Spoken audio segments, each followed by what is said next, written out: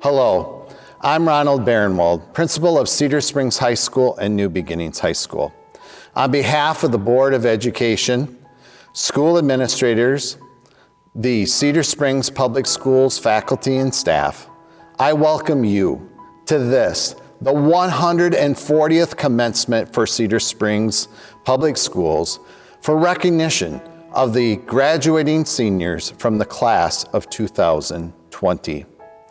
Although the coronavirus pandemic, CDC and local health department procedures, and Governor Whitmer's executive orders prohibited all of us from gathering together at Red Hawk Stadium as a collective group to hold the full commencement ceremony, what they haven't taken from us is the memories of high school that you had with your classmates and your friends during your freshman, sophomore, junior, and senior year up through your last day of school on March 12th, 2020. Life is about making meaningful relationships and memories, not acquiring tangible things anyhow. Always keep that at the forefront of your thoughts as you journey through your life. It's about making meaningful relationships and memories, not acquiring tangible things. Although you missed out on some senior traditions in what usually happens the last week of your senior year, you've missed out too on your senior prom. It is still a great day to be a Red Hawk, to not only have earned your high school diploma, but completed your secondary education at either Cedar Springs High School or New Beginnings High School. That, my friend, is special. You will forever be a part of Cedar Springs Public Schools and it a part of you. Oh, wouldn't it be something if at your 5th year or 10th year class reunion, you gathered together to take that last collective walk through the high school to not only see how much the school has changed in that time, but how much you have changed as well. I doubt I will still be principal when and if this happens, but I know one thing: Cedar Springs Public Schools will make this happen for you if you come asking for it. It has been a privilege to watch you develop physically, emotionally, socially, and educationally over the past 13 years. You were all entering kindergarten when my family and I moved to Cedar Springs, and I can still recall the memory of walking Lauren into Mrs. Bentley and Mrs. Mullenberg's classroom for kindergarten. So as a proud principal and a proud dad, let me be the first to say congratulations, class of 2020. You did it and did it oh so well.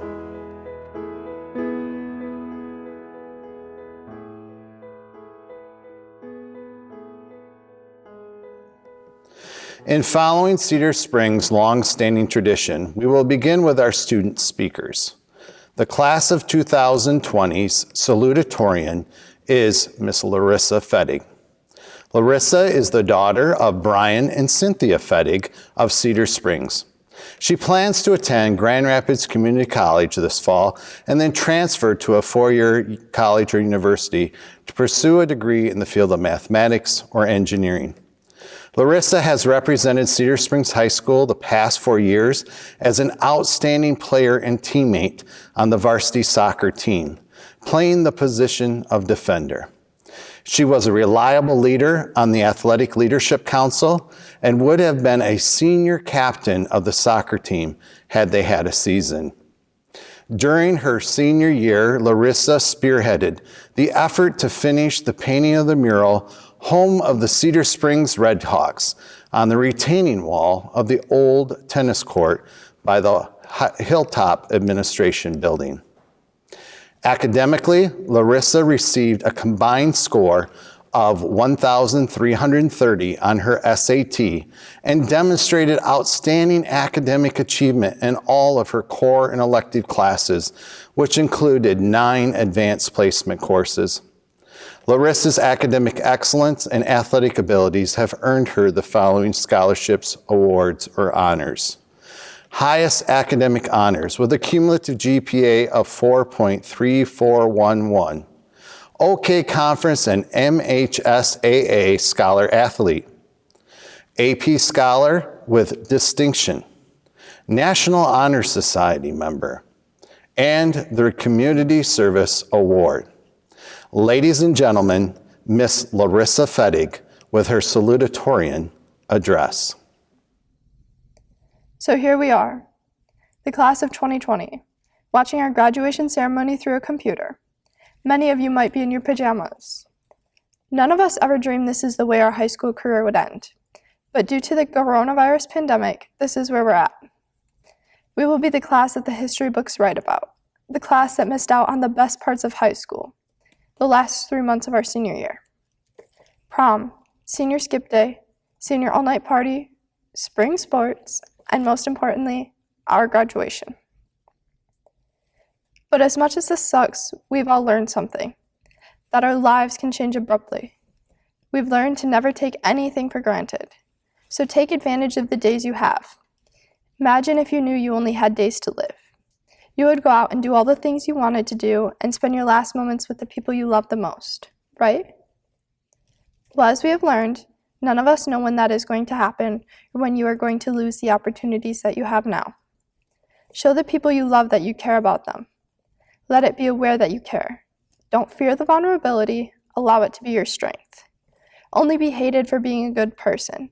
Volunteer often, write letters to people, do the little things like help an old lady grab something she dropped in the grocery store, if that's ever socially acceptable again. Make an effort to do something new every day, because every single person walking this earth knows something you don't. Hold on to the memories you've made. Friday night football games, homecoming assemblies, band concerts, Special Olympics basketball, or just hanging out with friends at lunch. Never forget when in AP Lit Nathaniel explained true love is not being Dollar General love, or the time during 6th grade camp when a cabin of girls snuck out at night and met with a cabin of boys, hung out on the dock, and got in trouble.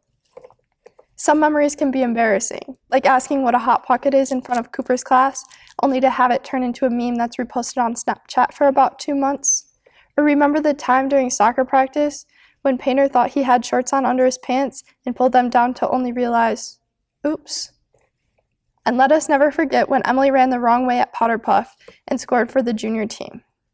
Regardless of how embarrassing or awkward these memories are, they are the things we will remember. We all have great memories, but we still have plenty to make. Go for those late night car rides, get up early to watch the sunrise, or have coffee with your grandparents. Travel the world or whatever makes you happy. Follow your heart and make things a passion. As we have learned, life is easy when it's going as expected, but that can change in a heartbeat. Life can sometimes be difficult, but I challenge you to be a fighter. Robert Service sums up our senior year in his poem, Carry On. And so in the strife of the battle of life, it's easy to fight when you're winning. It's easy to slave and starve and be brave when the dawn of success is beginning. But the man who can meet despair and defeat with a cheer, there's the man of God's choosing. The man who can fight to heaven's own height is the man who can fight when he's losing. Carry on, carry on.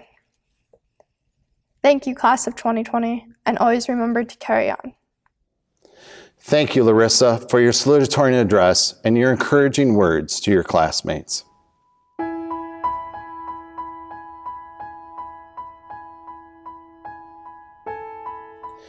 Jaden Griffhorst is the son of Kevin and Michelle Griffhorst of Cedar Springs. Jaden will be attending Grand Valley State University this fall, where he has earned a full academic scholarship and plans to major in music education to one day be a high school band instructor. For the past 6 years, Jaden has been a member of the Cedar Springs band program and primarily played the trombone. He was section leader in the high school marching band for at least 3 years. He earned a combined score of 1,440 on his SAT, and based on his National Merit Qualifying Test score, he was selected to participate in the National Merit Scholarship Competition, which he finished as a finalist and a scholarship recipient. This is something we should all be proud of for Jaden, because although Cedar Springs High School has had a few students named as National Merit finalists, less than 5 have ever been named as scholarship winners to my knowledge. He has attained the highest level of academic excellence and achievement in all of his core and elective courses, which include 9 advanced placement courses. Jaden's outstanding character, academic excellence, and leadership abilities have earned him the following awards and honors. Highest academic honors with a cumulative GPA of 4.3552. Department Award winner for band. AP Scholar with distinction. National Honor Society member. Community Service Award winner. The Grand Rapids Community Foundation Mildred E. Trotsky Music Scholarship. And from Grand Valley State University, the Presidential Scholarship, the Award for Excellence Scholarship, the Alumni Heritage Scholarship, and the Trotter Tri-County Scholarship. Ladies and gentlemen, Mr. Jaden Griffhorst with the valedictorian address.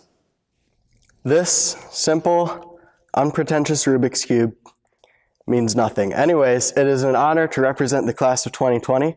When I heard that I would be giving this speech, I did not believe that I deserved this honor. Alas, whether I deserve it or not, the honor is mine to take. Plus, what am I going to do? Walk off the stage and stop talking? As I made my way through high school, as we all have, I began to notice that while our district may be relatively small and while we may not have the highest budget, we were succeeding. Academically, our school system has consistently been highly ranked in the state of Michigan, and our sports teams, theater program, art programs have all risen above expectations, and all of this, I believe, can be attributed to the amazing teachers in Cedar Springs. I can say with certainty that every teacher I have had, from kindergarten to my senior year, cared. They not only cared for their students and their education, but they professionally taught students everything they needed to know.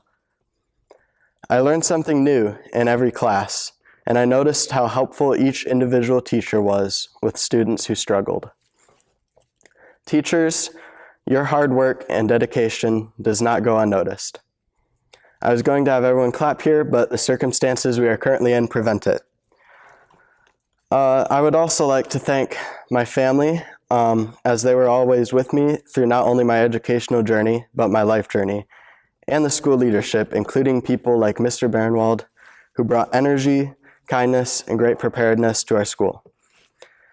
Now that the introduction is over, I'll get to the point. Unlike many speeches I found on YouTube, I'm not even going to attempt to inspire you or motivate you in any way. I'm simply going to give you some advice that should be helpful. And because I'm like you, I have not gone through college, marriage, or retirement, I have actually asked people in my life who I trust for advice, because wisdom often comes with age and experience. So I have compiled all their advice here as 10 tips for your future. Tip number 1, be a good citizen.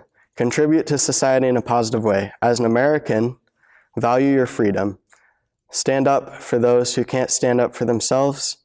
Do some research and vote for politicians and policies you think will best help defend our nation, protect our freedoms, and keep people safe.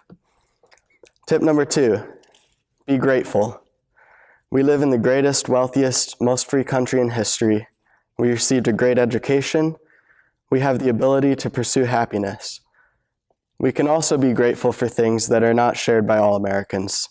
So think about what you have that you can be thankful for, and then have, as one of my teachers in elementary school once said, an attitude of gratitude.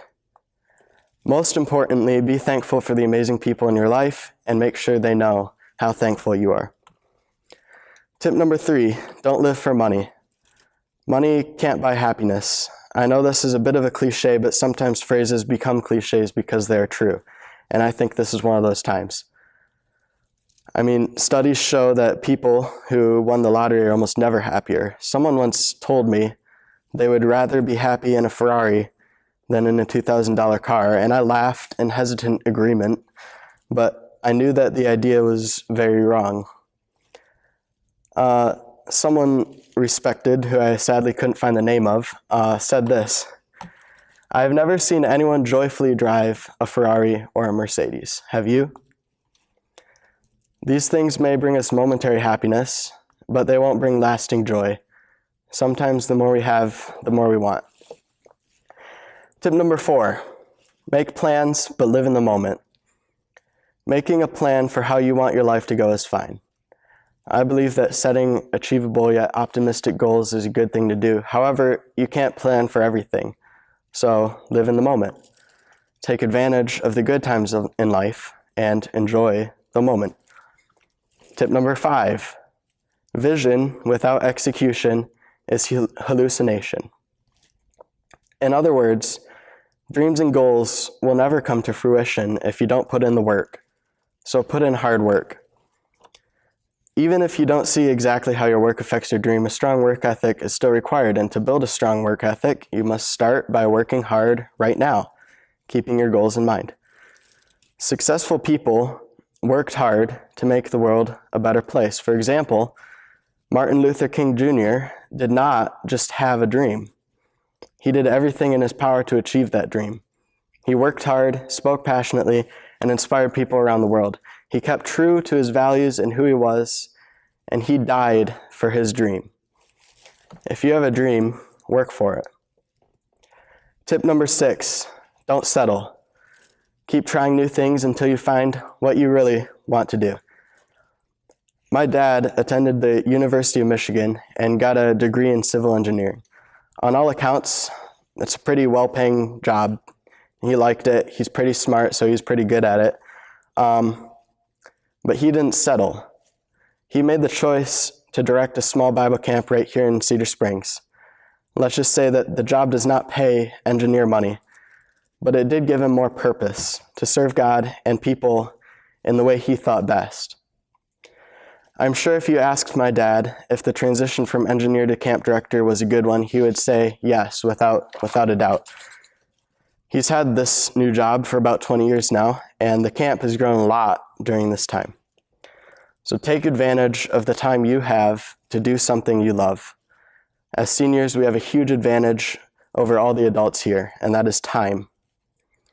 Our life story is still mostly blank, and we still have time to choose what to write in the next chapter.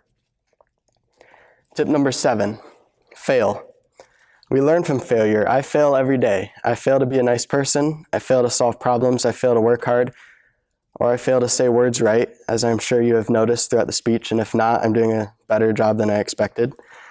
Now, I'm not saying you should purposefully fail at everything because that would defeat the point. But what I am trying to say, and possibly failing, is to make the most of every failure by learning from it. If you do this, eventually you will be better at being a nice person, solving problems, and working hard. Evaluate what you did wrong and do it differently the next time. Tip number 8, don't worry. This one resonates strongly with me because it came from my grandparents. They have gone through some tough times recently. My grandma learned she had cancer at almost the exact same time they had a house fire, which, besides causing them both injuries and destroying their possessions, forced them to stay in a hotel while their house was being rebuilt. They live in Indiana, so it's hard to be with them all the time for a lot of their trauma. However, through this pain and suffering, they made it through, and now their house is rebuilt, and my grandma is a lot better health-wise. So they were able to tell me this piece of advice they learned when my grandma first heard that she had cancer. Worry does not empty tomorrow of its sorrow, but it does empty today of its strength. Be strong today. I thought those words were very encouraging and insightful. What good does worrying really do? We can't control tomorrow, but we can control our actions today. Worrying only weakens us in the moment, so don't worry about a thing, because every little thing is going to be all right. Tip number 9, value relationships. Listen to people. Have face-to-face communication with others by turning off your phone notifications for a few minutes so you can be in the moment with people. Then, genuinely listen to them.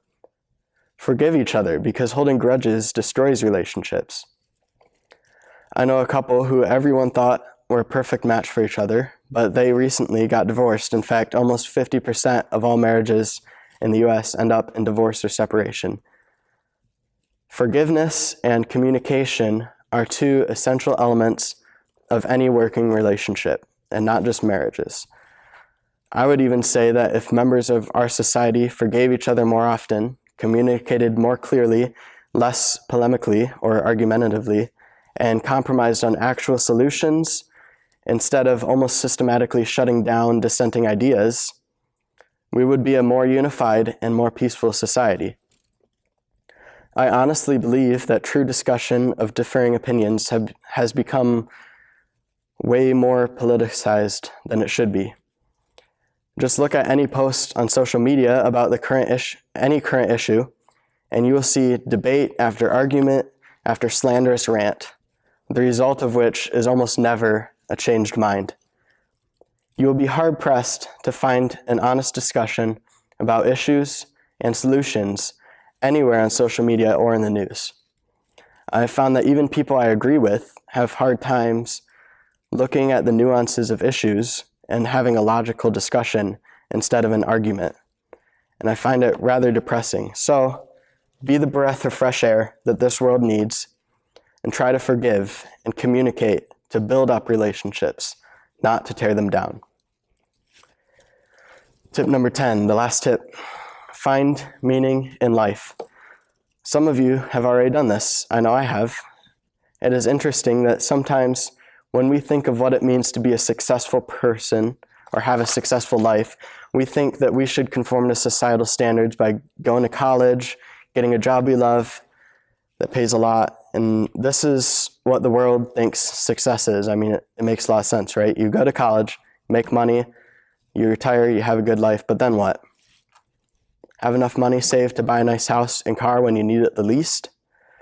I don't think success is defined by money, as I said earlier.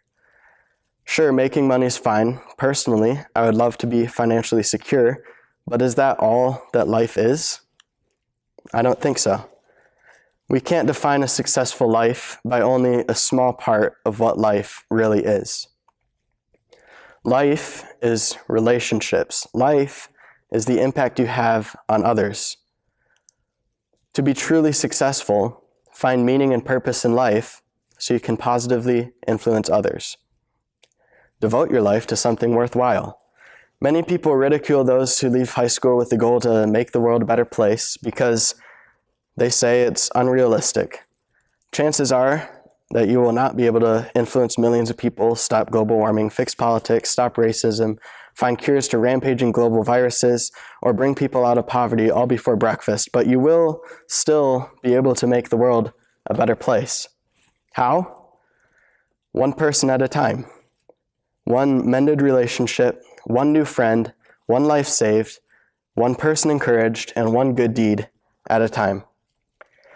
Success is achieved by finding meaning in life. Before I end, I want to recall when I thanked school faculty members and my family, and I have someone else to thank for my success in high school. I would like to thank God, because everything I accomplished and all that I am is because of Him, and I promised that I would give Him the glory, because without Him, I am nothing. When I started writing the speech, I set out to make it original by asking good people for advice they would give to graduating seniors. I may not have succeeded in this matter, however, because the advice ended up being a lot of things you've probably already heard. As I was writing, I of course was constantly thinking about how the speech would be received. Would people laugh at some of my obscure jokes? What if they laugh when I say something serious? Will people fall asleep or just skip through the speech? Or will I be engaging enough to make my points? Would people accept the advice I have compiled or even remembered it? So I worried, and as I worried, I began to look back at what I had written. And as I read, I began to see the speech less as advice from others, but advice that I myself would give if I had thought of it. And then I remembered who the advice was from: teachers, mentors, family members, and I realized that they had been teaching me these values my whole life. They had accomplished what I called tip number 10, which was the one about finding meaning and making an impact on someone's life. In a way, these tips have been ingrained in me, and in a way, I've been writing the speech for my entire life, along with those who impacted me. So I'd like to create my own piece of advice from what I discovered while writing the speech, and that is the following. Find someone who you trust and bring them your questions. I don't have all the answers, and you'll probably forget the speech in a few hours, so you'll still need advice. Don't go through life alone. I said I wouldn't end with a call to action, but I really can't help myself, so be a good citizen, be grateful, don't live for money, live in the moment, execute your vision, don't settle, learn from your failures, forgive others, listen to others, value relationships above all else, find meaning in life, and don't go through life alone. Your time has barely begun. You, class of 2020, have relationships to build, careers to plan, and goals to work hard for. You have completed your first step in your educational journey, but there will be a long road ahead of you full of twists and obstacles. You have time, so use it. Start right now. It is time for you to take this next step, and it is time for me to walk off the stage, stop talking. Thank you. Thank you, Jaden, for your valedictorian address to the class of 2020. We wish you well at Grand Valley State University this fall. Again, thank you.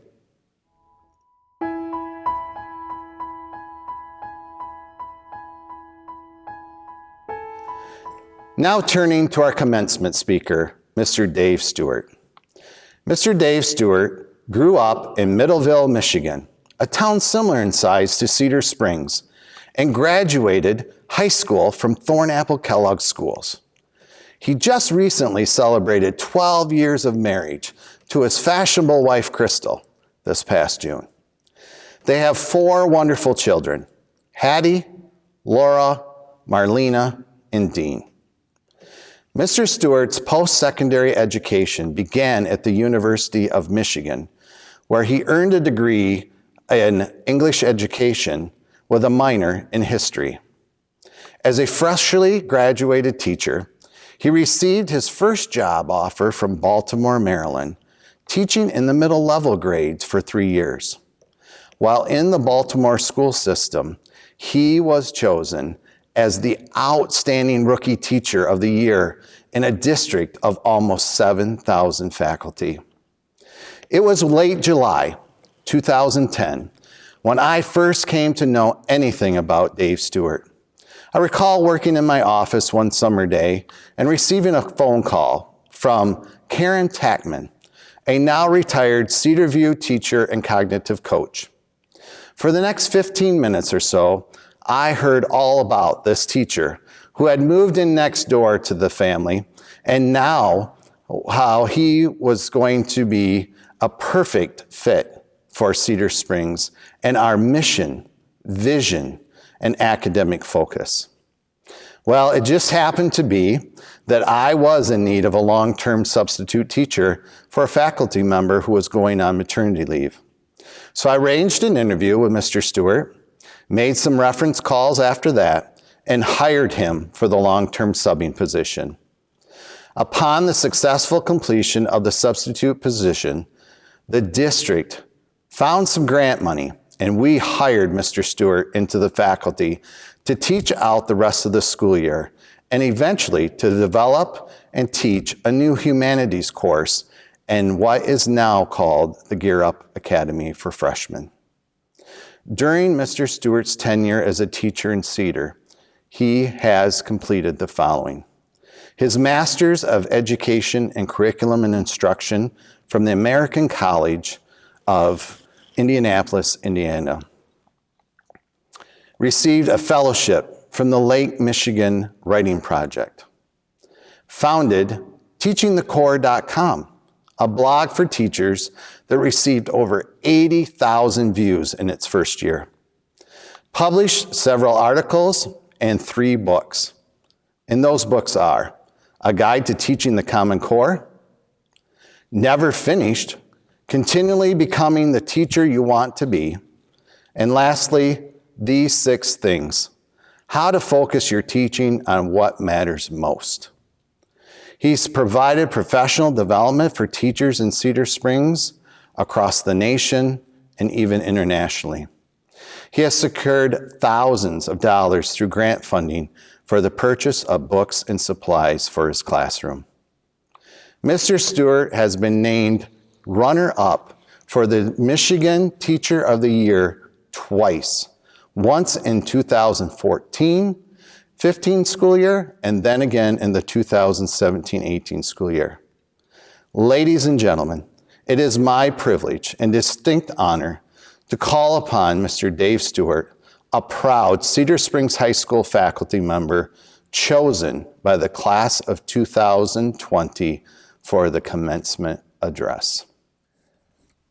Class of 2020, congratulations on entering this new phase of your life. When I think of your faces on the banners around town, I smile because I know that the worlds of college and military and career and job and trade that you're entering now are receiving wonderful and thoughtful human beings. I know that I echo the sentiments of all your teachers at Cedar Springs Public Schools from all your years here when I say that it's been a distinct privilege getting to be a small part of your life and a pleasure. So here's a problem that I've been having with this. How do you give a commencement address to a group that has already commenced?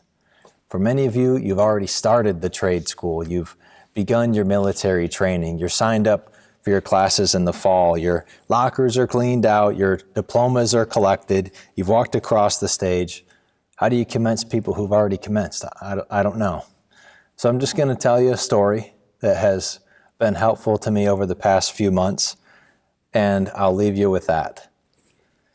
The story is about a man named Viktor Frankl, a psychologist who in the early 1940s found himself living in the torment of a Nazi concentration camp. As you know from your history classes, these camps existed to extract labor and life from groups deemed subhuman by the Nazi political regime. In Frankl's case, he was assigned to a camp that had a hard labor work site several miles away from the camp. And each morning he would have to march his way to the site, and then he would work all day, and then he would march his way back. On one occasion, Frankl recalls that he was marching to the work site yet again in ceaseless pain. Almost in tears from the pain, I had terrible sores on my feet from wearing torn shoes. I limped a few kilometers with our long column of men from the camp to our work site. Very cold and bitter winds struck us. And in response to this misery, Frankl found his mind automatically looping through the pressing concerns of his day. I kept thinking of the endless little problems of our miserable life. What would there be to eat tonight? If a piece of sausage came as extra ration, should I exchange it for a piece of bread? Should I trade my last cigarette, which was left from a bonus I received a fortnight ago, for a bowl of soup? How could I get a piece of wire to replace the fragment which served as one of my shoelaces? Would I get to our work site in time to join my usual working party, or would I have to join another, which might have a brutal foreman? His thought patterns, small and repetitive and fixated on the day-to-day, bothered him. I became disgusted, he writes, with the state of affairs which compelled me daily and hourly to think only of such trivial things. I'm going to come back to that, but first let's get to Frankl's breakthrough. At that point in the march, I forced my thought to turn to another subject. Suddenly I saw myself standing on the platform of a well-lit, warm, and pleasant lecture room. In front of me sat an attentive audience on comfortable upholstered seats. I was giving a lecture on the psychology of the concentration camp. All that oppressed me at that moment became objective, seen and described from the remote viewpoint of science. By this method, I succeeded somehow in rising above the situation, above the sufferings of the moment, and I observed them as if they were already past. Now, Frankl had two epiphanies during this story. One of them, if he would have stopped there, would have inevitably led to his death. The other, he claims, is the reason that he survived. So the first idea, the one that probably would have gotten him killed, was that suffering, whether it's really big or small, is especially deadly to the human spirit when it's meaningless. And it's most damaging when it forces our minds to focus on the little tiny things that have to happen today, the trivial, the urgent, the anxieties of tonight and tomorrow. For Frankl, he found that his mind would shift from his bleeding feet and his freezing skin to what he was going to do with his sausage rations and the last cigarette he'd received a while ago. And it was this wild wandering of his thoughts over shallow concerns that tormented the thoughtful young man Frankl on his walk, even more so than his physical conditions. And like I said, this realization wasn't going to save Frankl. He realized that it was bound to weaken him, and it would probably kill him. But then the second idea that Frankl had was that even in the dehumanizing conditions of an extermination camp, a human being cannot be separated from his or her ability to focus the mind. Frankl puts it like this in his book, Man's Search for Meaning. Everything can be taken from a man but one thing, the last of human freedoms, to choose one's attitude in any given set of circumstances, to choose one's own way. Okay, so let's bring this back to Cedar Springs, class of 2020. What's the point for you as you commence into the next phases of your lives? I wish to leave you with two ideas that Frankl has had me thinking on over the past months. First, we must focus wisely. It's common for graduation speakers to say things along the theme of, go out from today and make a great life. You can do anything. But instead, I say, go out from today and focus your mind and your heart wisely, because you'll become what you focus on. Frankl had very good reasons for focusing on the day-to-day, on survival, on what was trivial. But he realized that this way of focus was weakening him.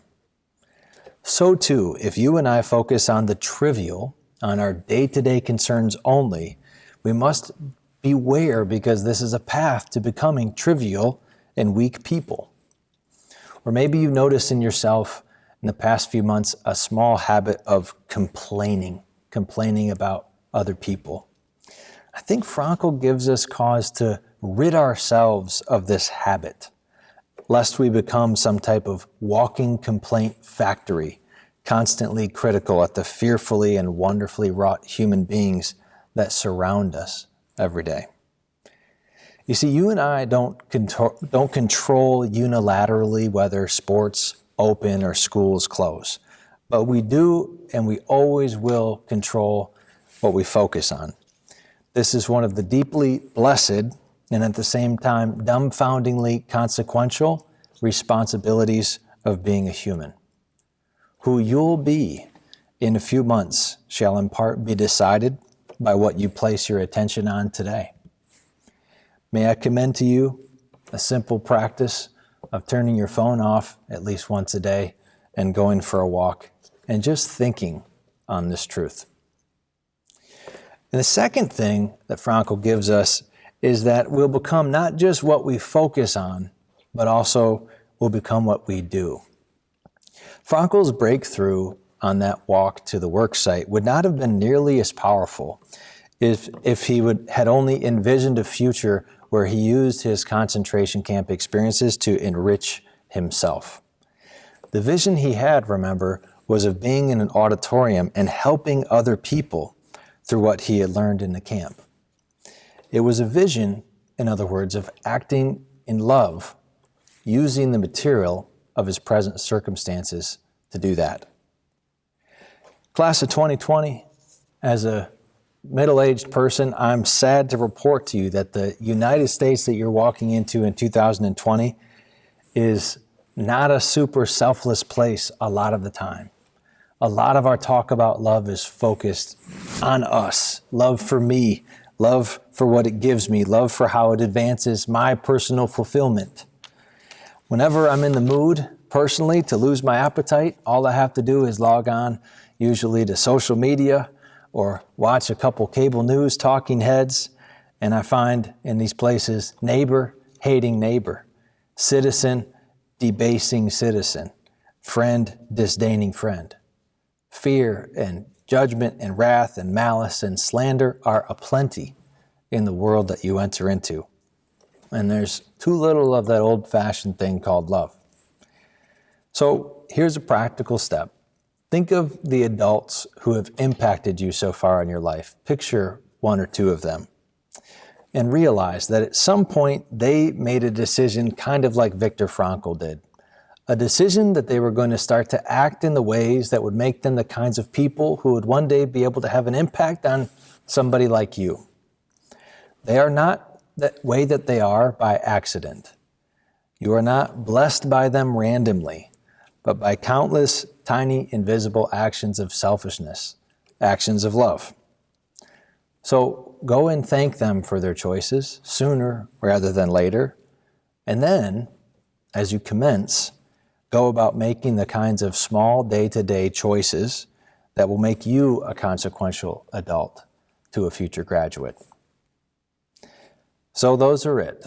Focus your mind and your heart wisely, because you will become what you think on. And act in love, because you'll become what you do. It's not just your life that depends on these good things. It is the lives of future graduates. So now, if I may, let me end this talk with the blessing that I speak over my own children each night before they go to bed. Take this as you will. May the King of all things bless and keep you. May he make the radiance of his face shine on you. May the life that is in him be uniquely yours. May he make palpable to you his goodness and his beauty. And may you know that he's interested in your life and in the person you become. And may his love and joy and peace be yours. I thank you so much, class of 2020, for the pleasure of speaking with you today and the pleasure that it's been getting to share a little bit of life with you. I wish you all the best in the next chapter and all the chapters after that. Thank you, Mr. Stewart, for your encouraging words to the class of 2020. You are an inspiration to all of us, and we thank you for your service to the class and to Cedar Springs Public Schools.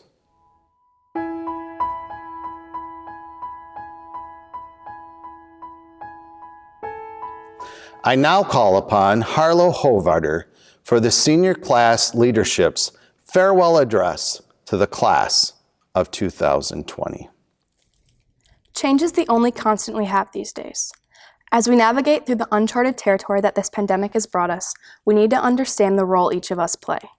As we are all eager to start our new journey, wherever it may take us, we need to understand that it won't be easy, that it won't be what we've been expecting for the last 12 years. But this is our opportunity to make our mark. The world around us continues to change. While there are many things that we can't control, there are just as many that we can. A lot of us found our voice here at Cedar Springs High School, and there is no better time to use it. Speak up for yourself and others, and speak out about what matters to you. But don't forget to listen. That is how we make a difference. That is how we leave our legacy as Red Hawks.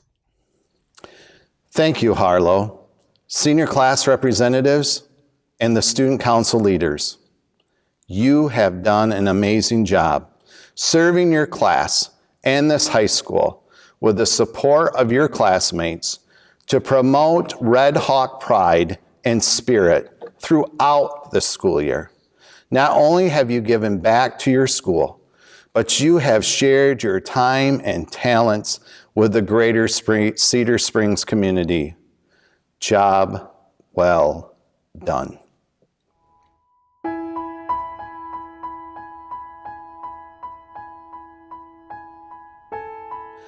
Board of Education President, Mrs. Heidi Reed, and the members of the Board of Education.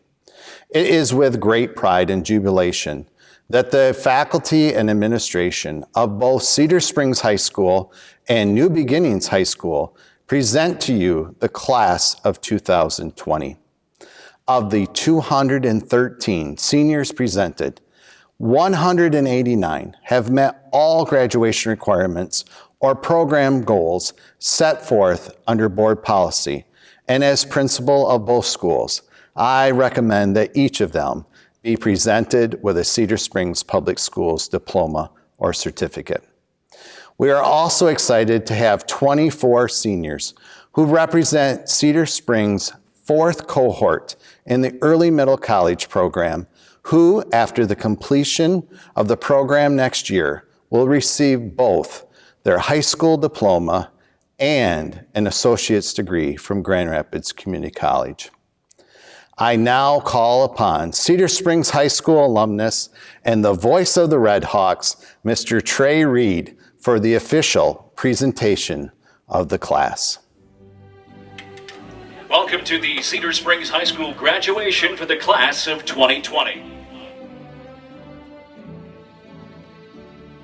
Our first graduate, Ethan James Werda.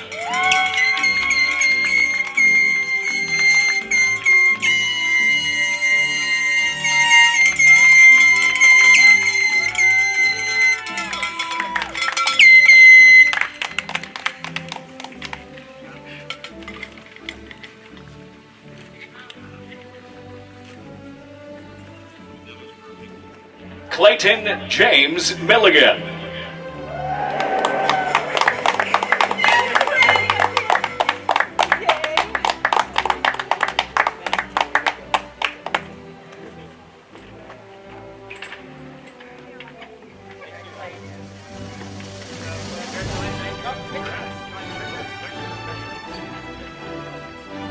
Jack Thomas Bentley.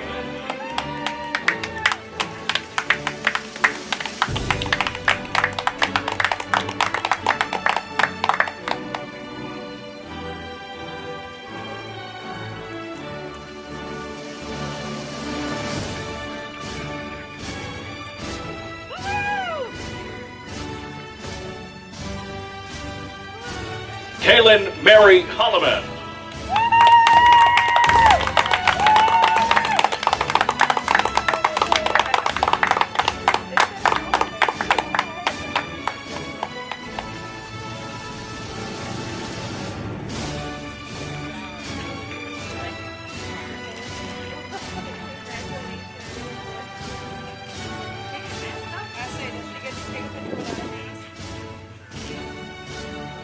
Gage Eden Lundquist.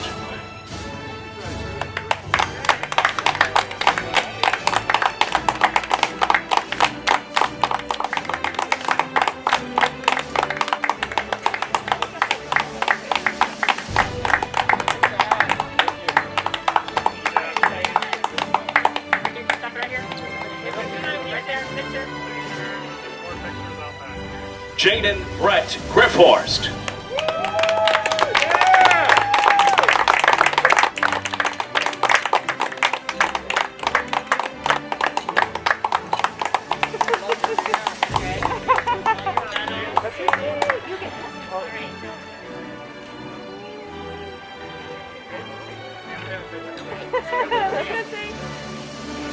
Muhammad Shinabana Ahmed.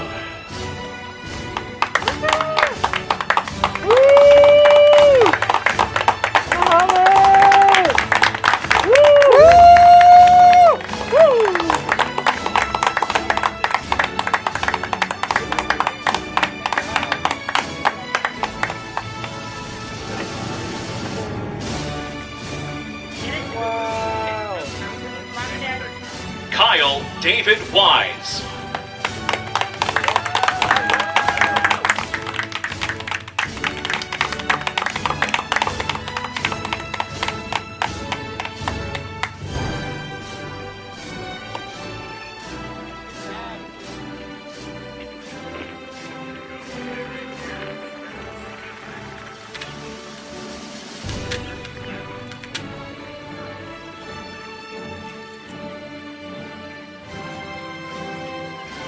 Anthony Joseph Nimo.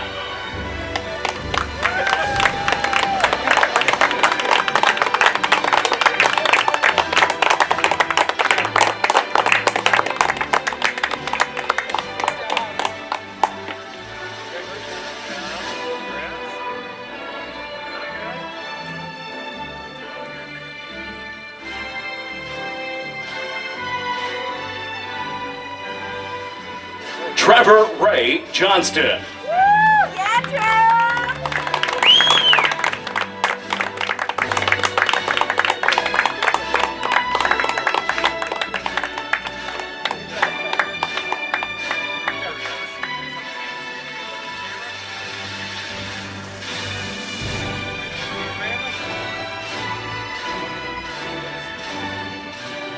Layla Sky Cran.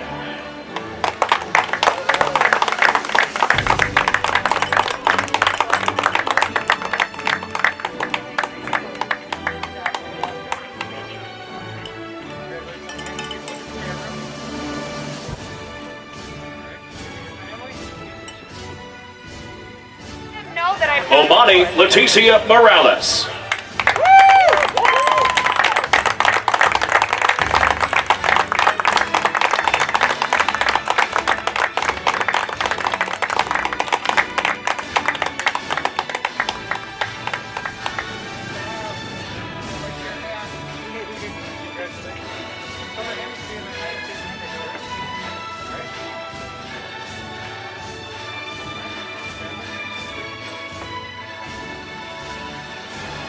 Miles Lamont Cartwright.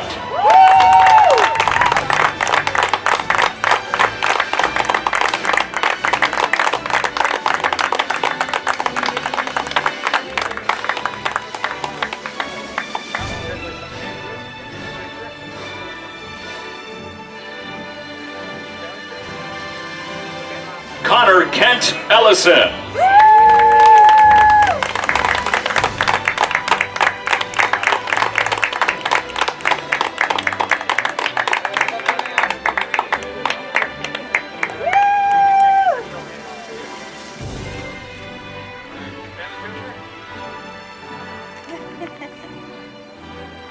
Nathan Daniel Mail.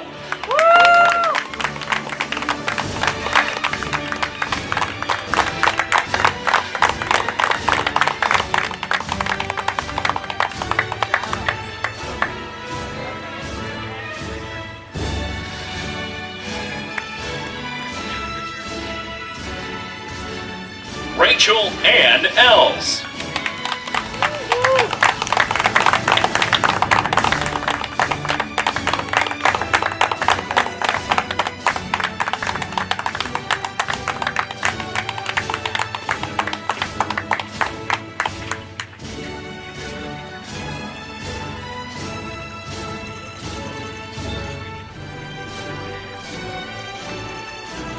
Corey Alexander Demersky.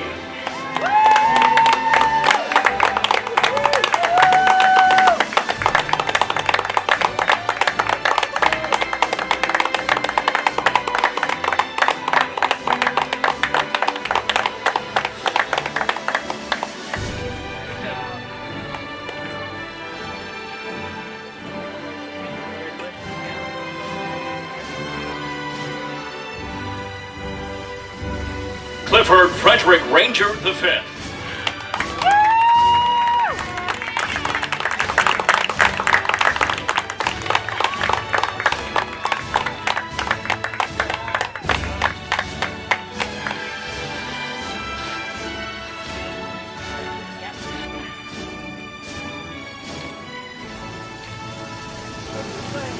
Madeline Joe Ranger.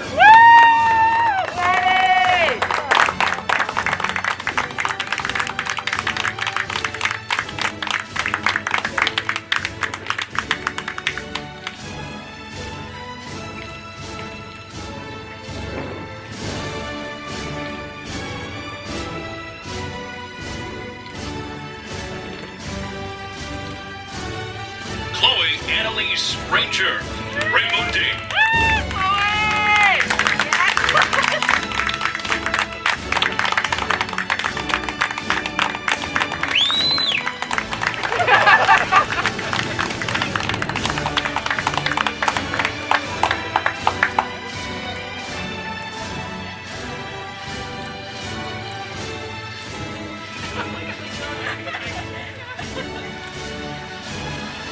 Zoe Nicole Castor.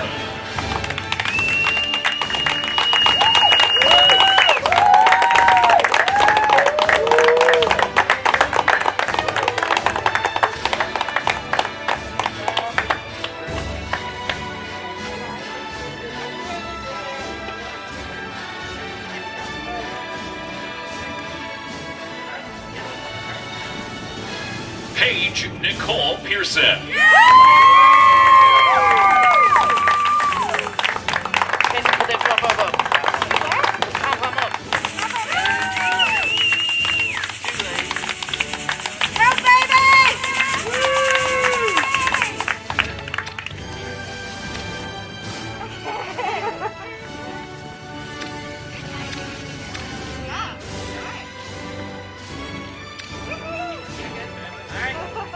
Callie Erin Green. Congrats, Callie.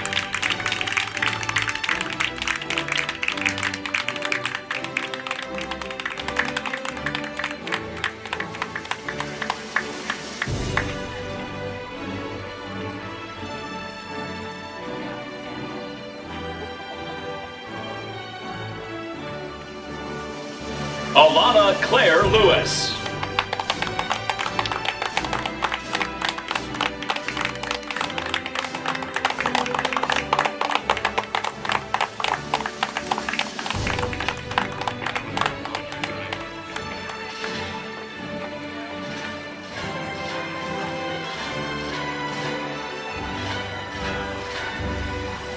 Olivia Jean Claver.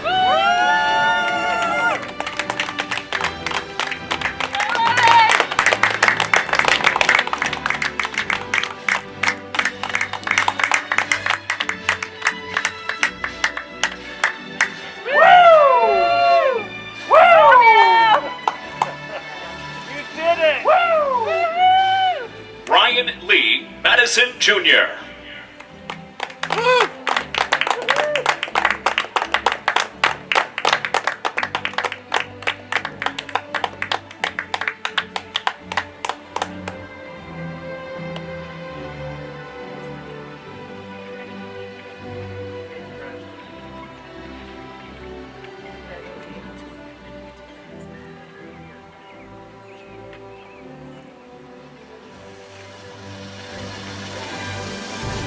Elizabeth Lee Niederhide.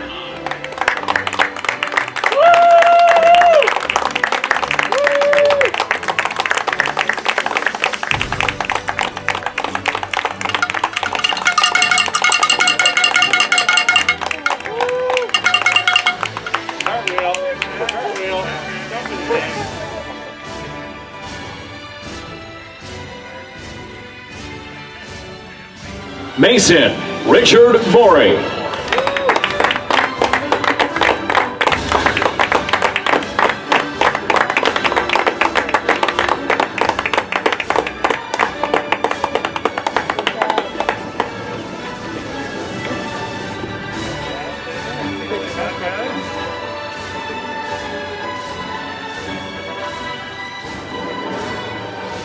Grace Elizabeth Marsman.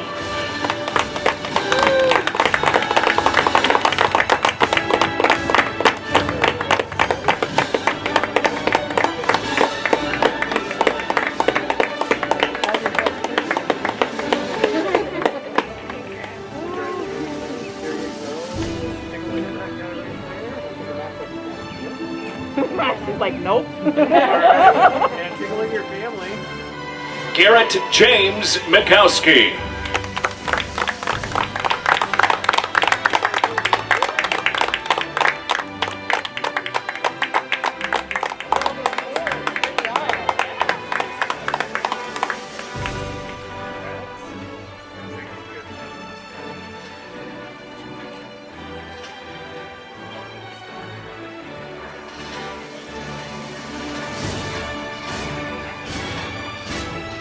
Callie Adrian Ringelberg.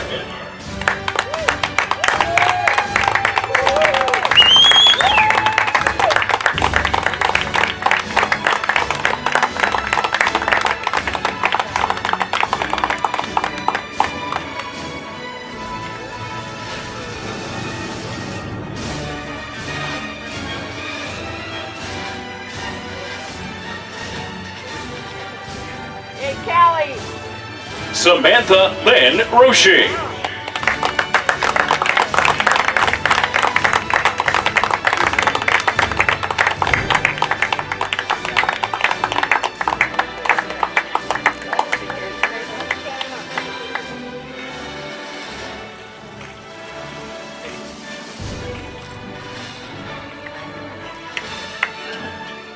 Trey Jenkin Lewis.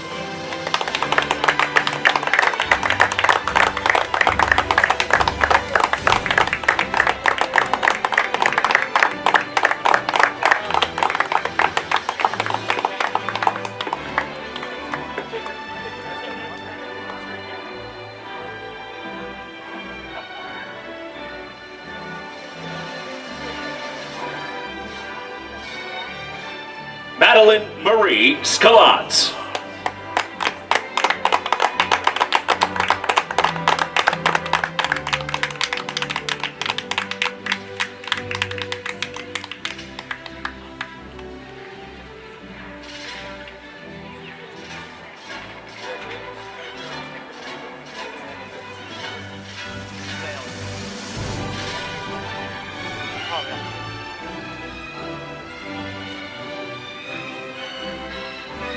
Colton Michael Moore.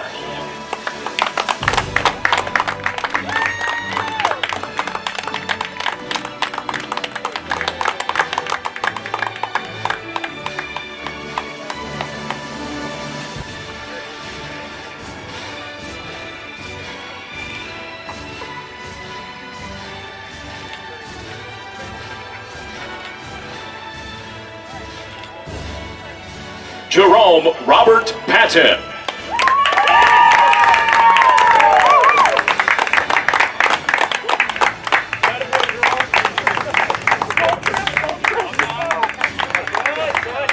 The bass is heavy. Nice pass. Thank you. What'd you say? Yeah. Here's the all time. I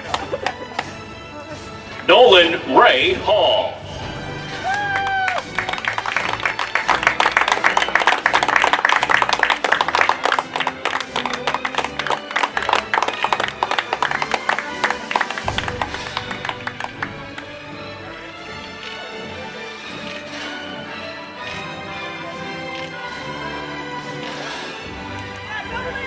Taya Joy Greenbauer.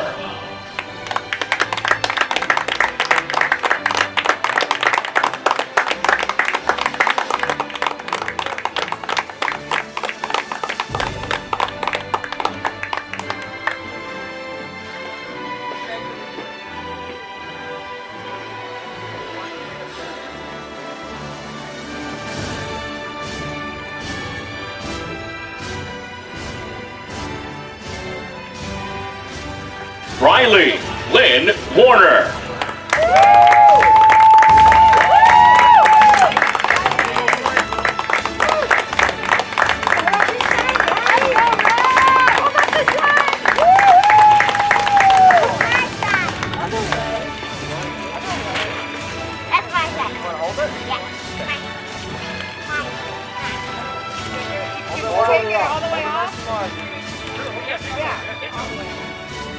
Lane Louise Vanderlut.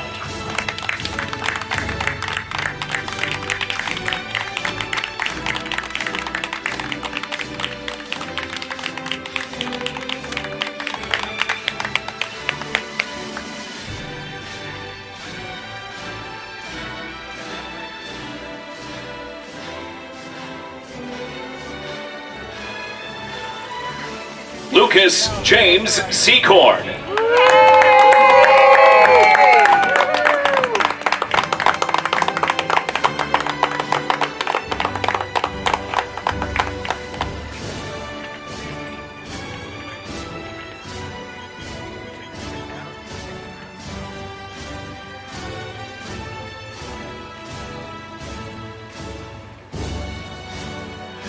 Zachary Lyle Schmidt.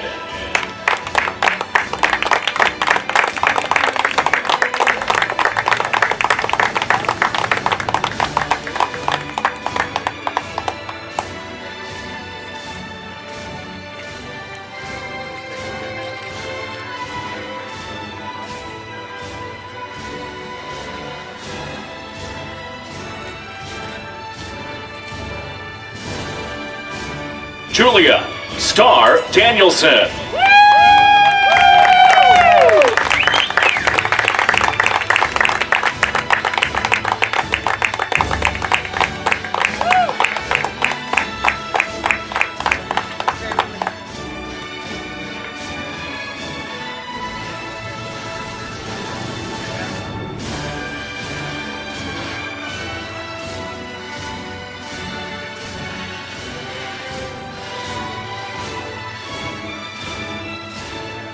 Dylan Henry McConnell.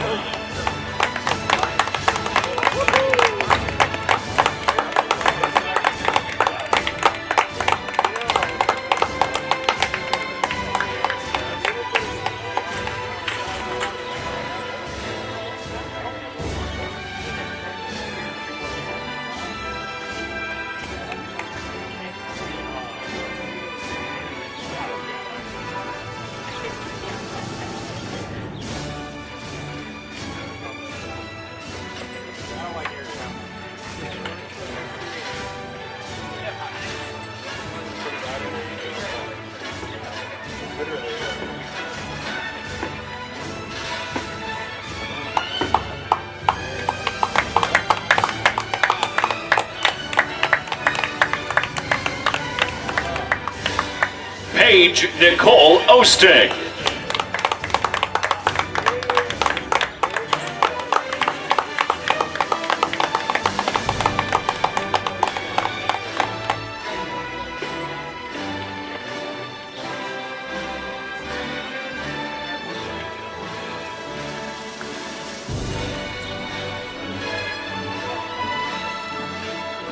Kyla Grace Andrews.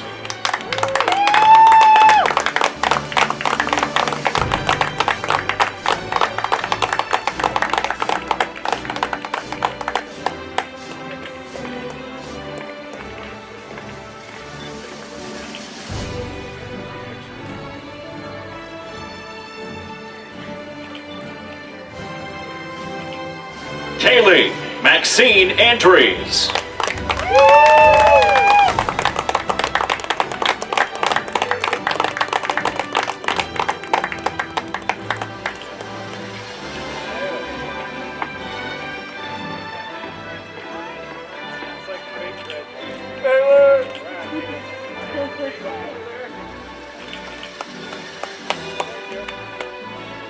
Danzig Malachi Ray Billings.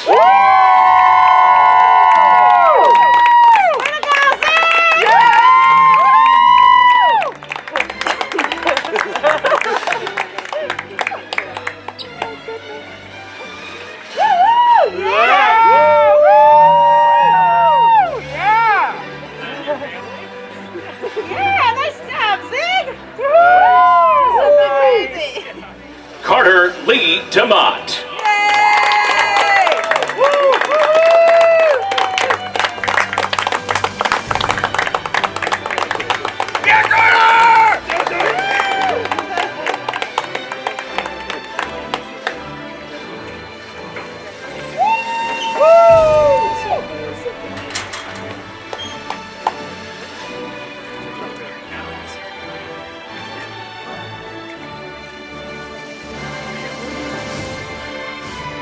Emily Catherine Wilden.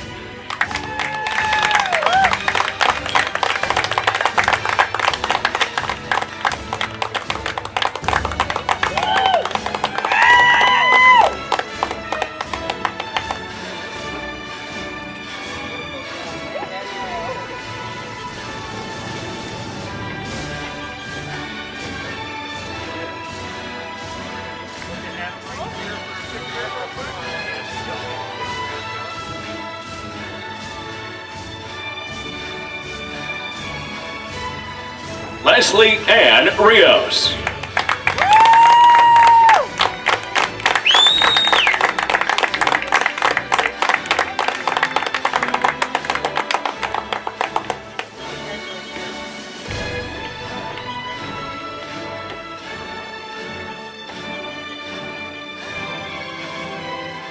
Olivia Juliana Esquivel.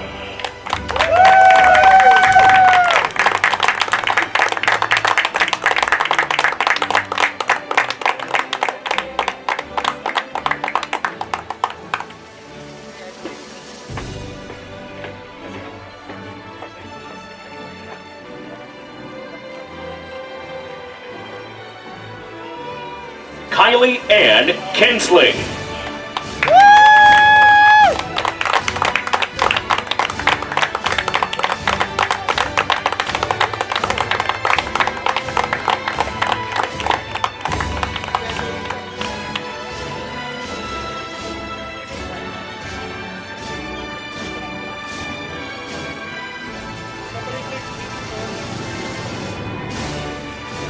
Harlow J. Hofarter.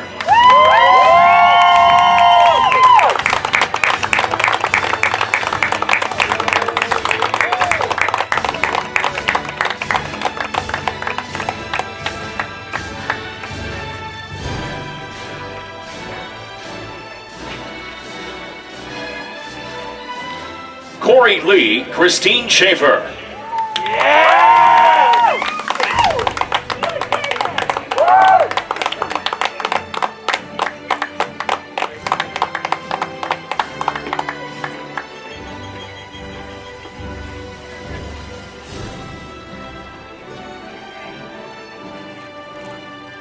Alexis Ariana Lee.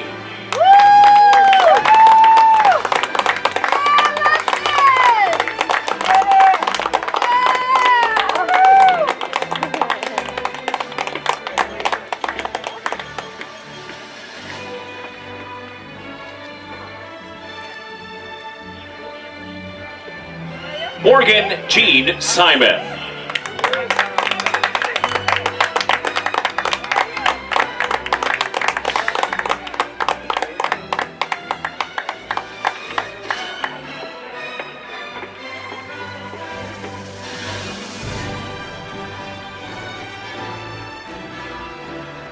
Kaylee Grace Overley.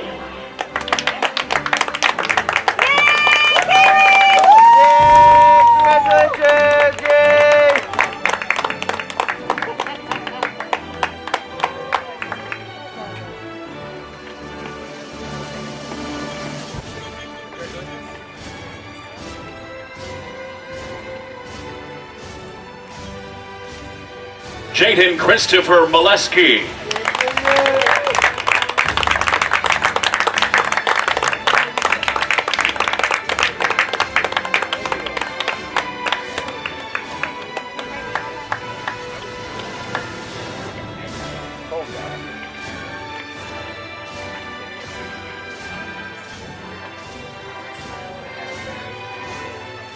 Daniel Allen Vermont.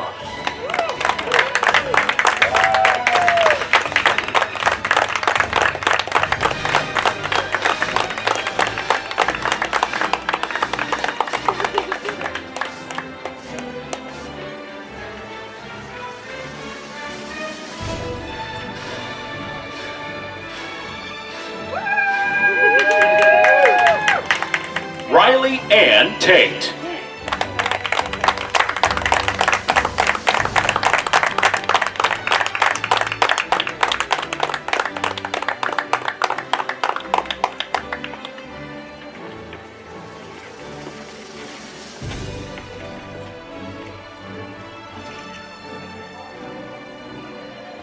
Noah Robert Salisbury.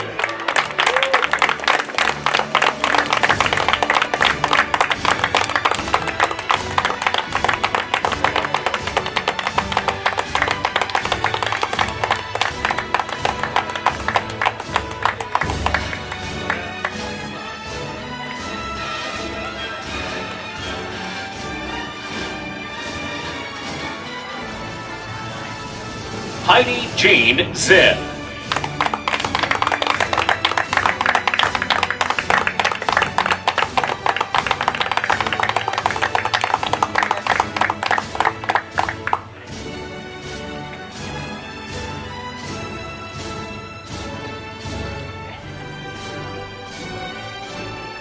Justin James Castle.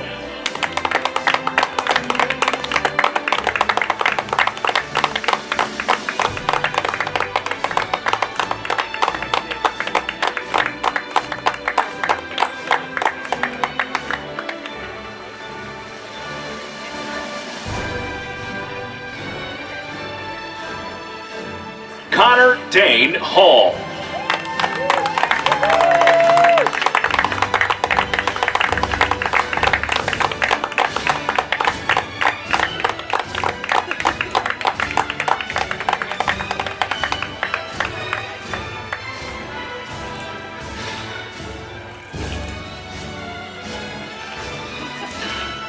Brady Edward Amell.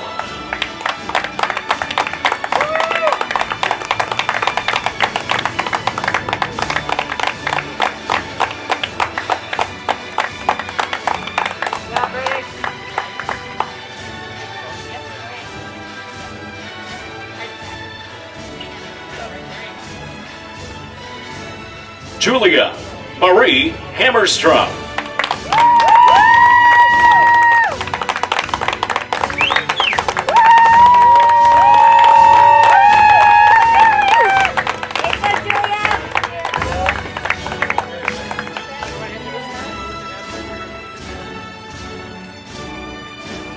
Alexis Ann Sagman.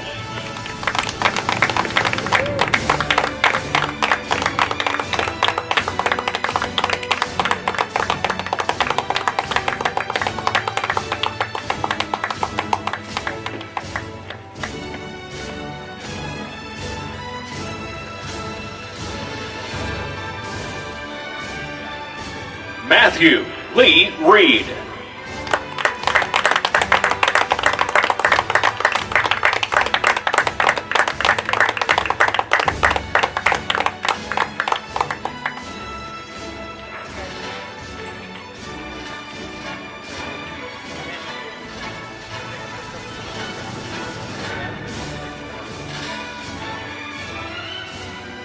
Drake David Half.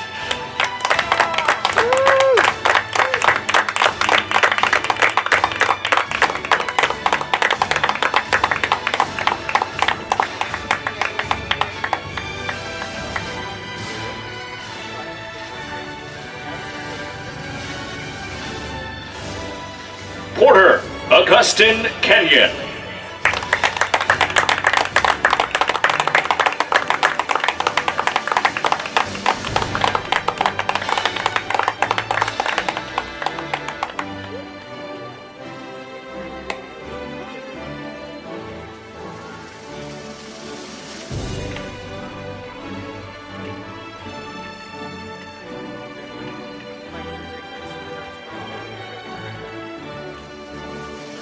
Valerie Sue Mead.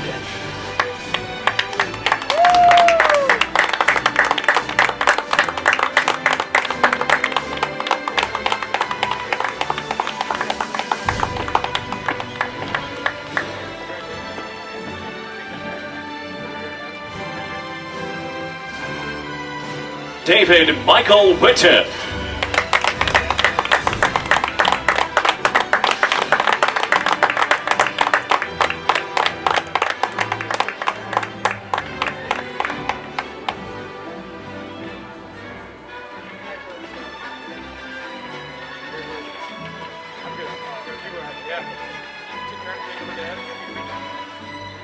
Madeline Dawn Lovell.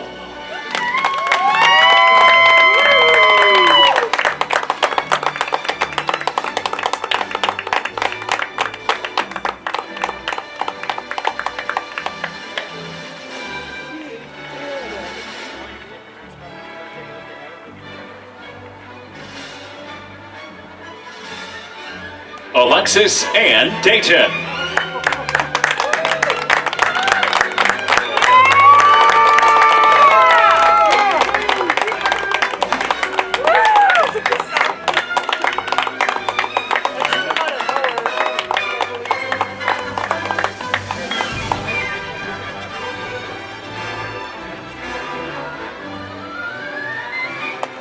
Welcome to night 2 of our Cedar Springs High School graduation for the class of 2020. Our first graduate, Brooke Lynn Harris.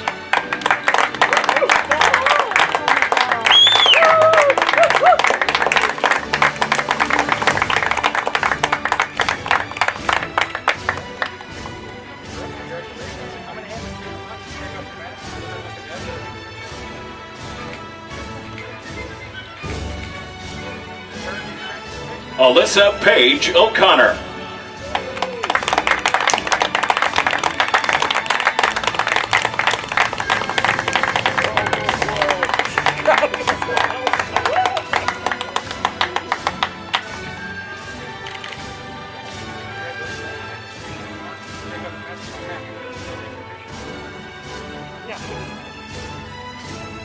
Caitlin Lou Drum.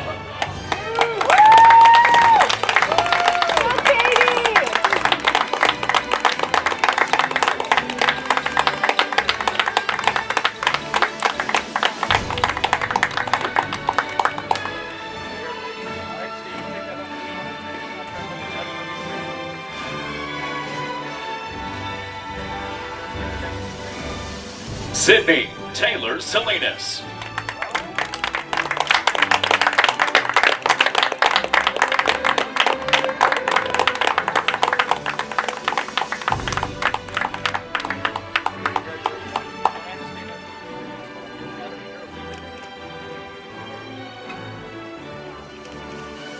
David Charles Erksleben Jr.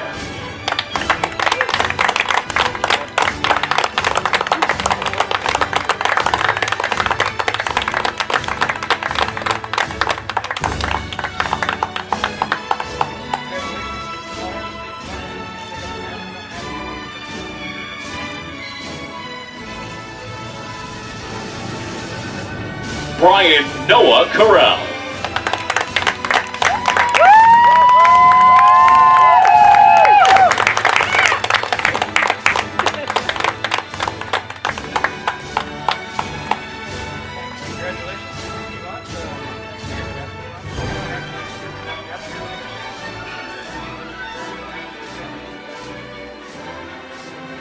Tatum Grace Johansson.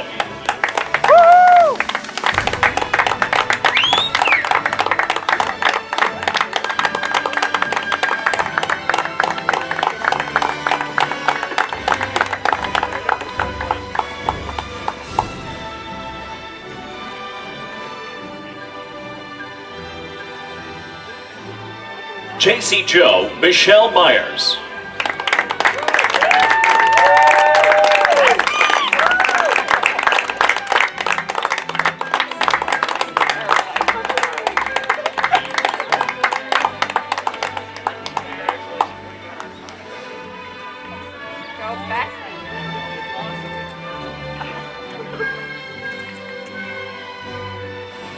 Carly Jane Dunham.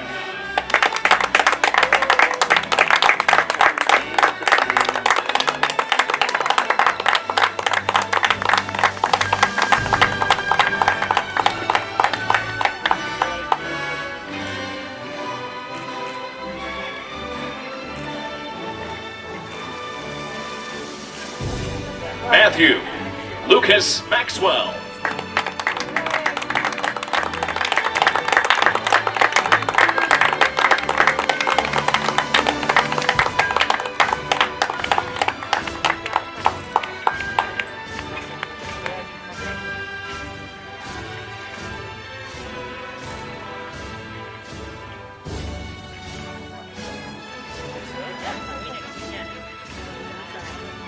Russell Trent Inman.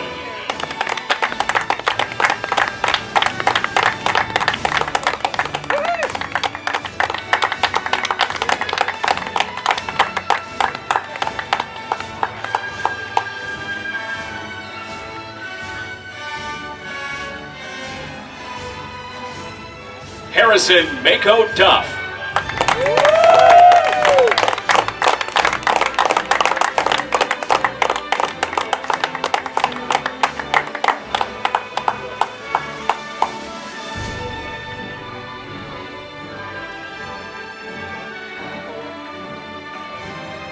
Kylie Lynn Boss.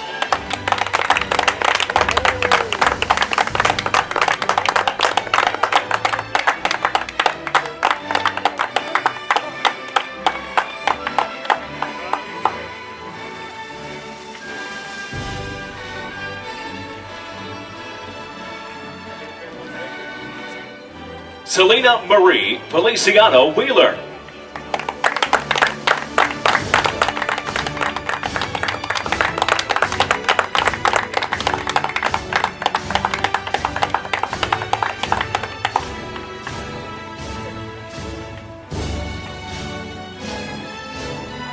Henry Bryce Matthew.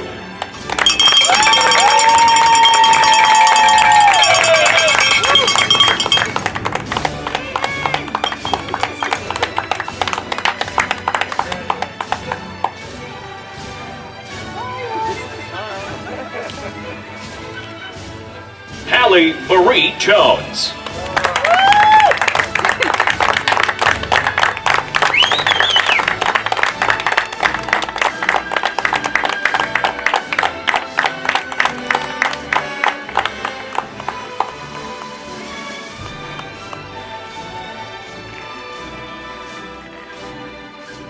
Hannah Marie Berriger.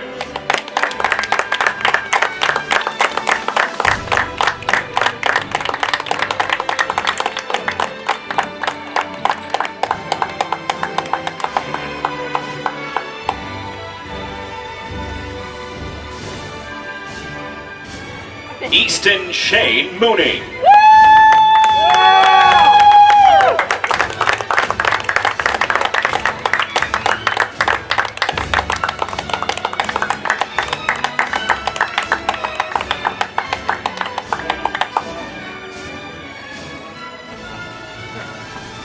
Brayden Matthew Force.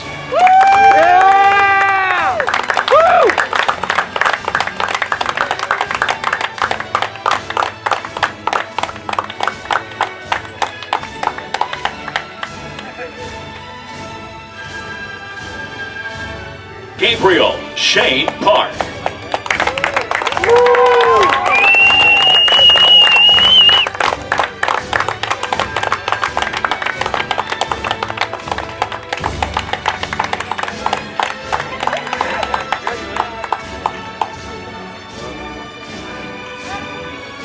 Jared William Line.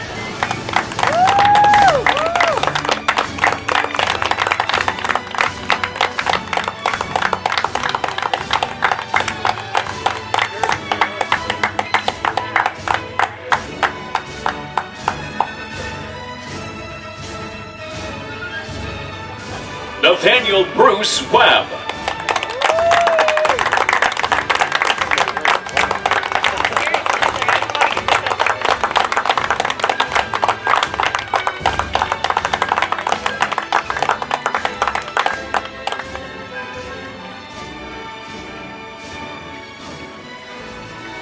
Riley Margaret Kinzinger.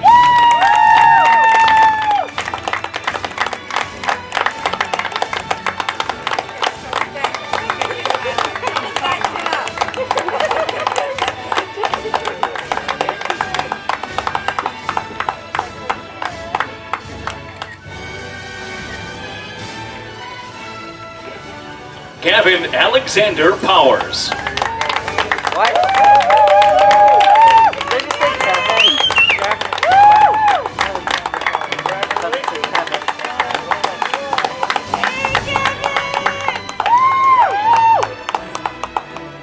John Cody Fisk.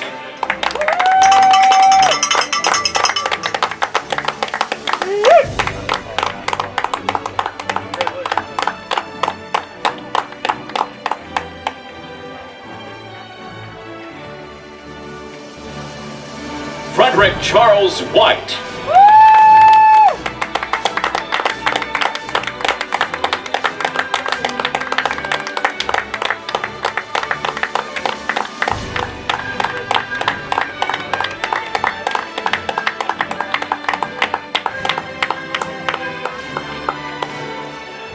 Grace Elizabeth Wilcox.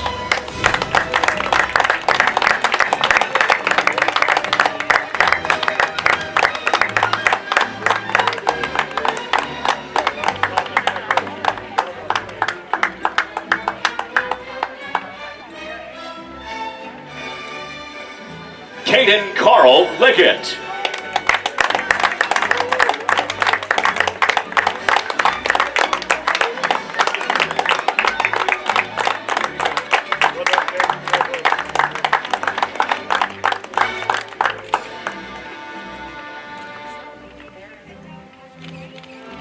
Grace Diane Pavelka.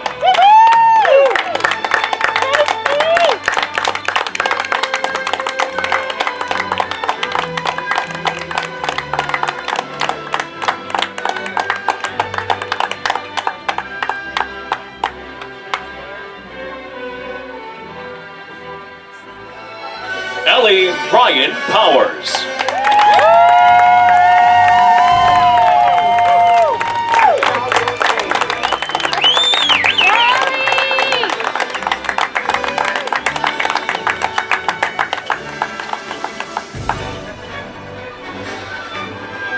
Markel Loren Peckover.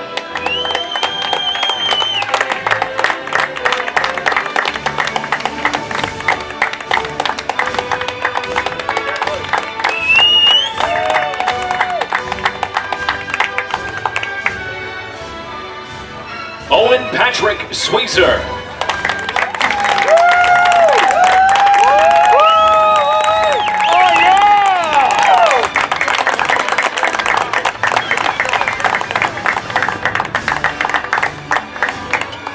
Quentin Lee Heltzel.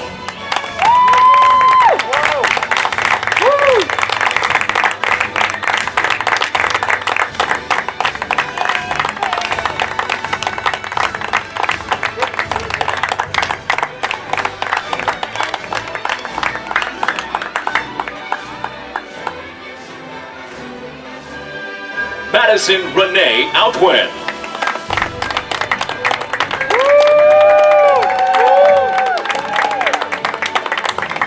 That's my sister!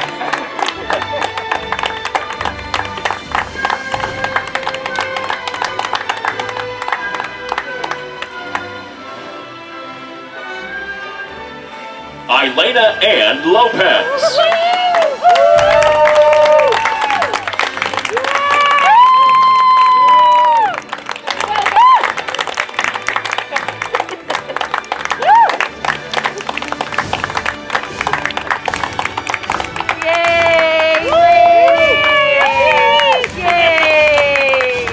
Alexander Carl Draper.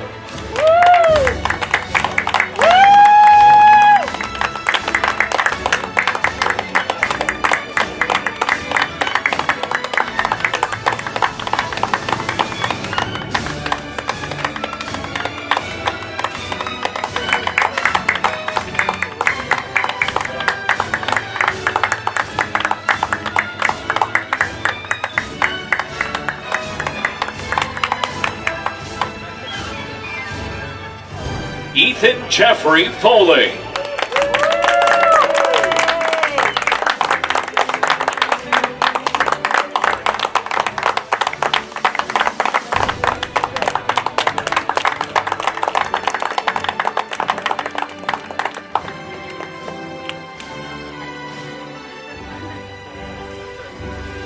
Kristen Noel Lubin.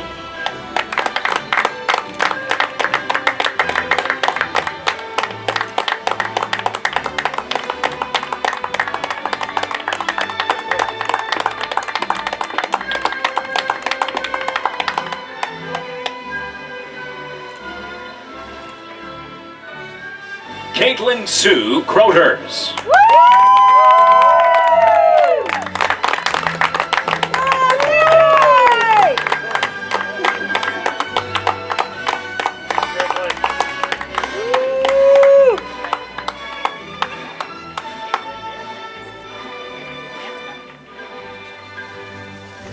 Brittany Marie Flanagan.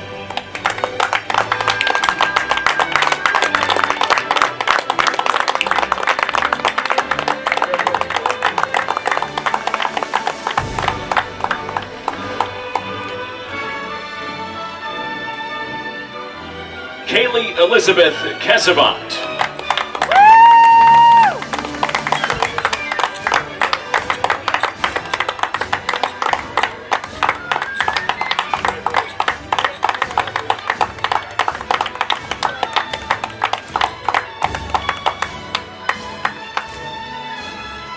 Isaac Anthony Saunders.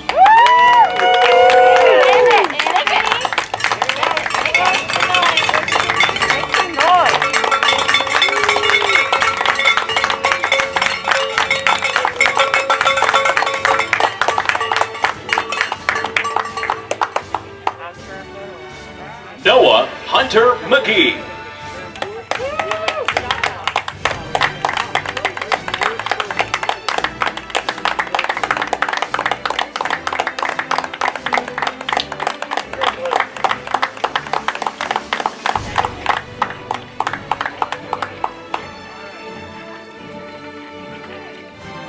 Angel May Shears. All right, girl.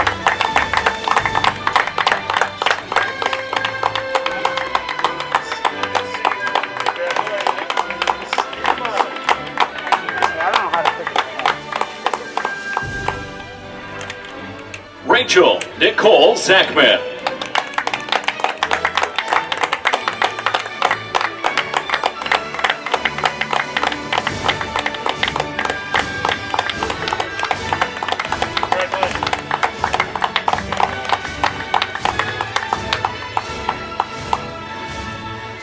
Raven Claire Roman.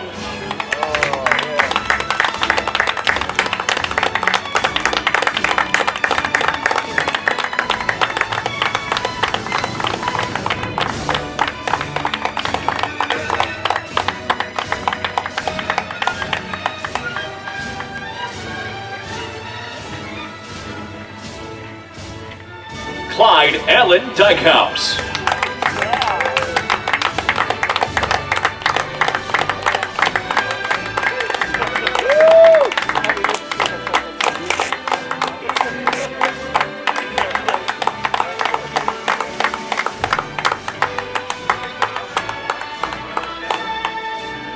Brittany Elise Scott.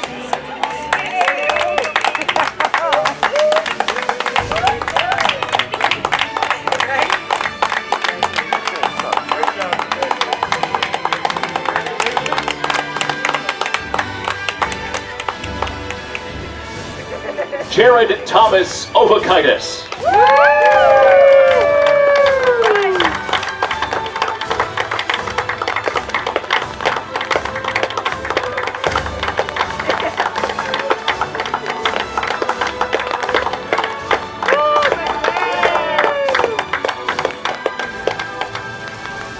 Madison Ann Barrage.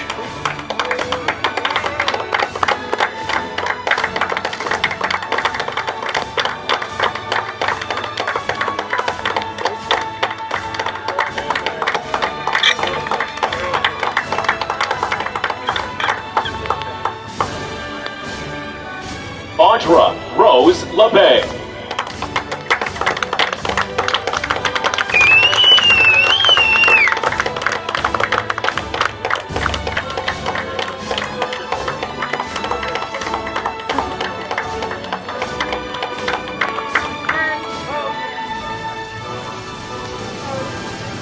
Sarah Nicole DiPiazza.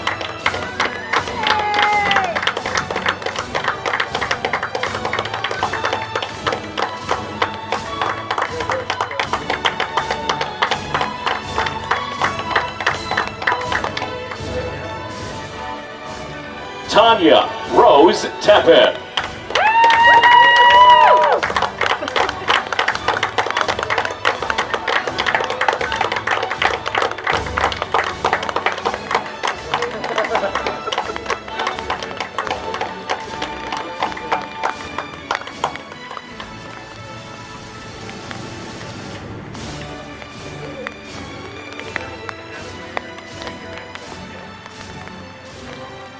Mason Thomas Wahoski.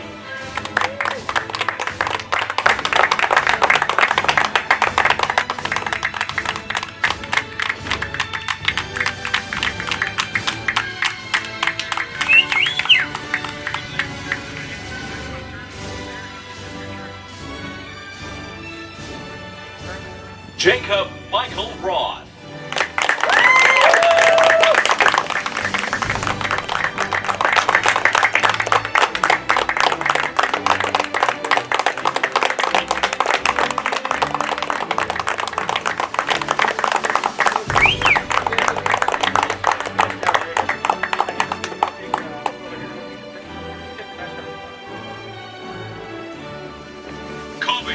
Christopher Cook.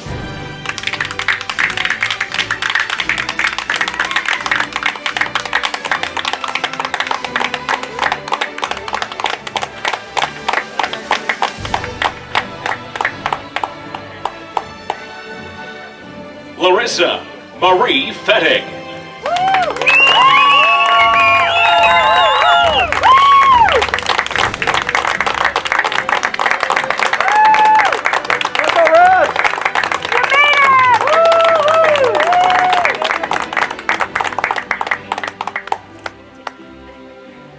There you go. Madison Shelby Morris.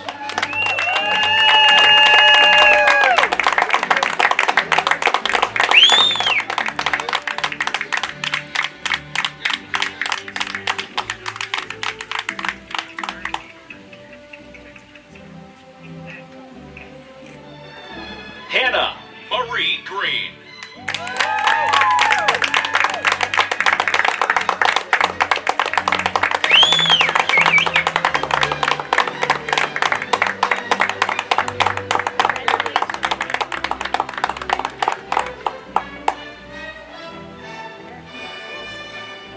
Lauren Elizabeth Barenwald.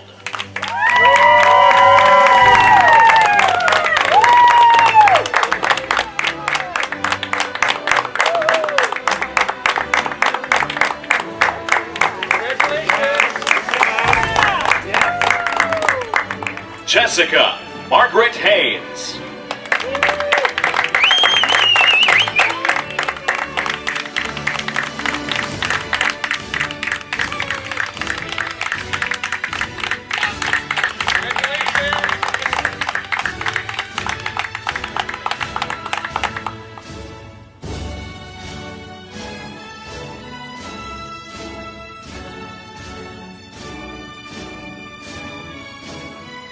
Harlow Hovader, will you please commence with the turning of the tassel?